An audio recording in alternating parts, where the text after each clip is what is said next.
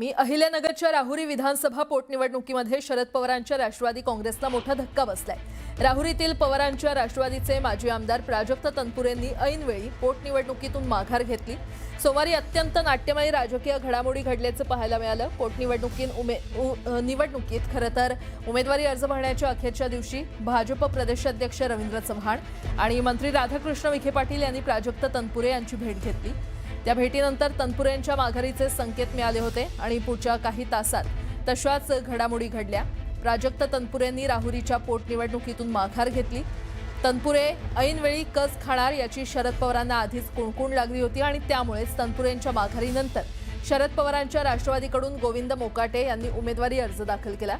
त्यामुळे आता अक्षय कर्डिले विरुद्ध मोकाटे अशी लढत होणार आहे।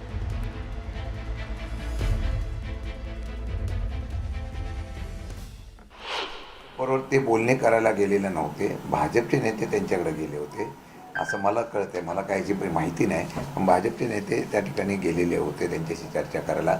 मला वाटतं की भाजपला निवडून यायची शक्यता अशा वाटत नाही का, म्हणून त्यामध्ये अशा प्रकारची मार्ग काढण्यासाठी किंवा मध्यस्थी करून अशा प्रकारचा प्रयत्न केला असेल, मला काही कल्पना नाही।